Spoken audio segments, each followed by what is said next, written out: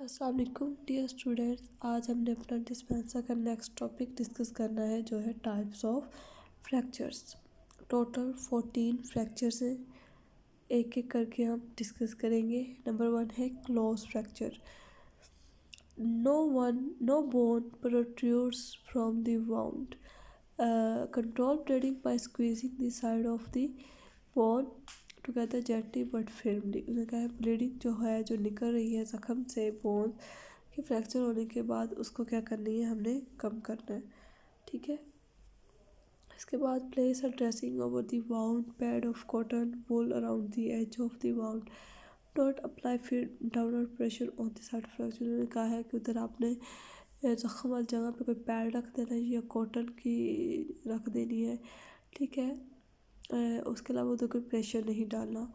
When bandaging subtending the limb, it is essential to immobilize the joint above below the fracture site। उसके बाद क्या कि जब हम बैंडेज कर लेते हैं तो हमने उसको मूवमेंट नहीं देनी।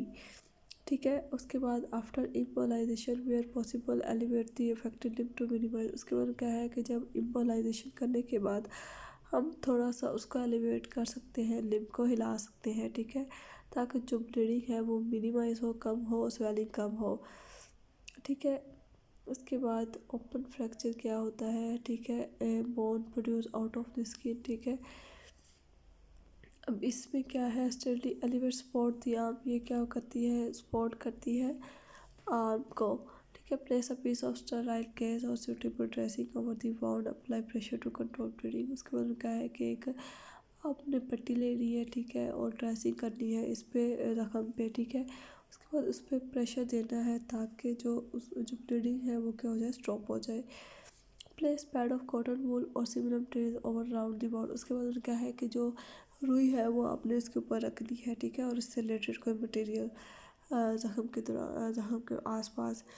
Secure dressing padding with the film पेटी। उसका अच्छे से एहतियात से आपने बैंडेज करनी है। Immobilize as far general treatment of fracture elevate the possible. उसके बाद क्या है कि आपने इम्बोलाइज करना है, मतलब मूवमेंट नहीं करवानी फ्रैक्चर को। ठीक है, और थोड़ा सा चाहे तो एलिवेट कर सकते हैं, थोड़ा सा हिला सकते हैं हम। उसके बाद arrange removal of hospital, maintaining the treatment position, transport as a stretcher necessary. उसके बाद क्या है कि आपने हॉस्पिटल लेके जाना है। ठीक है, उसके बाद ट्रीटमेंट करना है। ठीक है, उसके बाद स्ट्रेचर चाहिए होगी आपको अगर ज़रूरत हो तो। Bone is protruding, build up the dressing pad around the bone as for bodies.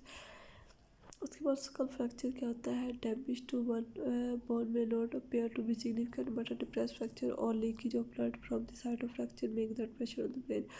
का है कि मोस्टली जो ब्रेन स्कल फ्रैक्चर होते हैं ना, उसमें हमें डिप्रेस फ्रैक्चर मिलते हैं कि मतलब और हमें बोन्स तो ब्रेक नहीं मिलती, लेकिन क्या हो जाता है, जो पार्ट होता है ना डिप्रेस हो जाता है ब्रेन का। ठीक है, जिसमें क्या हो जाता है, ब्लड जो होता है लीकेज होना शुरू हो जाती है।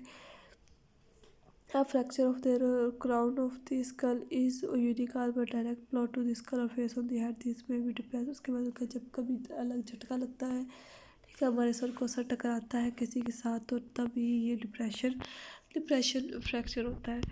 A fracture of the base of the skull is usually caused by indirect forces such as fall on the field of the जाओ। उन्होंने कहा है कि जो इंटरैक्ट है, मतलब जो हमारे सर की पिछली साइड है स्कल की, ठीक है, वो इंटरैक्ट फोर्स की वजह से होती है। ठीक है, अगर मतलब सपोज कोई गिर गया है, ठीक है, इस तरह सिम्टम्स क्या मिलेंगी, ब्लीडिंग फ्रॉम स्कल, हमें ब्लीडिंग फील होगी, जो आइज उसकी ब्लैक हो जाएगी, जो पिपिल है उसका डायलेट हो जाएगा। ठीक है, और लॉस ऑफ कॉन्शियसनेस होगा, मतलब उसे आसपास की खबर नहीं होगी।